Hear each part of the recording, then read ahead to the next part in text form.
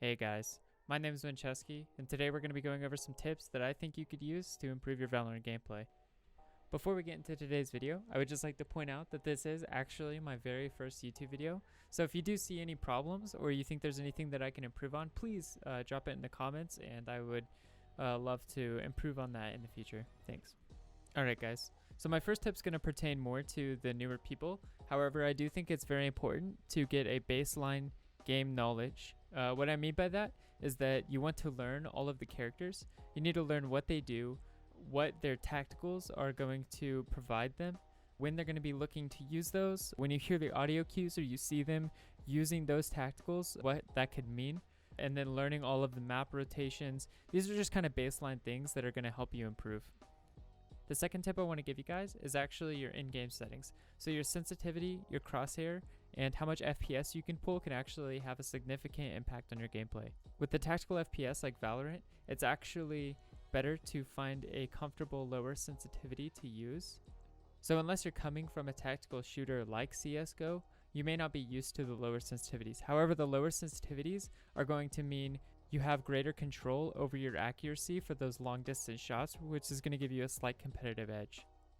Now, while I could go into depth about all of the different settings within VALORANT, the key things that you need to take away is that you shouldn't have a really crazy crosshair that's going to inhibit your ability to play.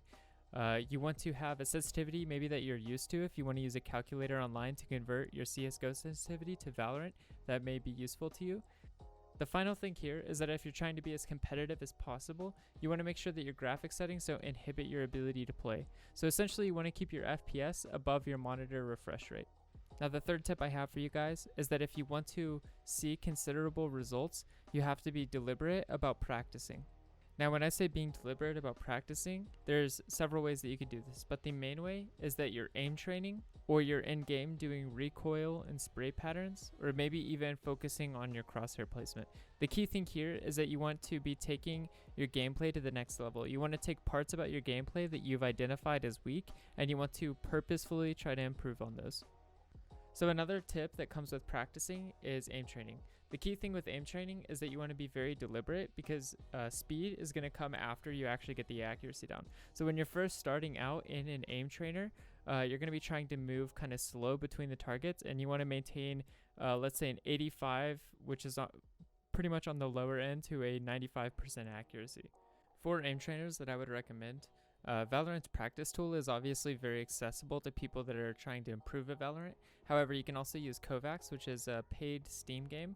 It's going to be very good for training different aspects of your aim. In my opinion, it's probably one of the best ways to train different types of aiming scenarios. And then there's also CSGO Deathmatch. Because CSGO has such a closely related aiming system to VALORANT, a CSGO Deathmatch with the sensitivity that is the exact same as your VALORANT sensitivity is going to be giving you the muscle memory that an aim trainer or that using VALORANT's practice tool would be using.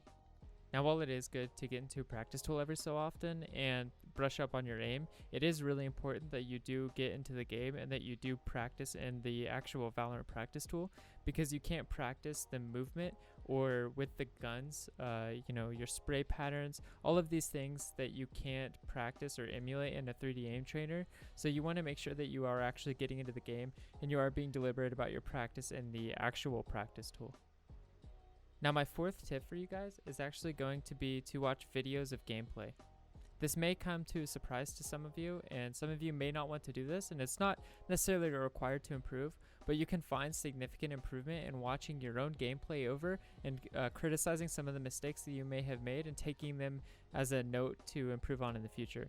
You can also watch pro streamers and you can kind of watch their decision making, see where they're setting up. If you see somebody who's playing your favorite agent, that's even better because you can see what they're doing with that agent. You can see where they're kind of standing on sites, what their movement is. You can watch their gunplay, see their crosshair placement. There's a lot that you can pull out of watching somebody actually play the game. Another thing to be very purposeful about is that when you're reviewing your own VODs, you want to make sure that you are understanding the mistakes that you're making. What I mean by that is you want to be watching your crosshair placement maybe, watch the angles that you're peeking, pay attention to how much sound you're making, and if the people that may have killed you in the clip may have killed you because they picked up on audio. Pay attention to where the enemy is playing and if there was a better way that you could have responded to that. There's a lot of things that you can actually pull from watching your own gameplay if you're really serious about it. Now my fifth thing on this list may actually be something that's kind of unexpected. However, nutrition and sleep can be very key things that can have a very big effect on your gameplay. Now while it may not sound as serious as some of the other tips, nutrition and sleep can actually play a huge factor into how much information you're actually retaining. So you could be going out of your way to watch the rest of this video, but if you're getting 4 or 5 hours of sleep at night, then whenever you're trying to retain this information and apply it to your gameplay, you might be kind of running into some speed bumps because your brain isn't soaking in all of that information like it would if you were getting that full 8 hours of sleep. Alright, that's going to conclude today's video. Obviously, again, this is my first video, so if you do have some constructive criticism you'd like to drop in the comments, I would love to hear out what you guys have to say. Thanks for stopping by.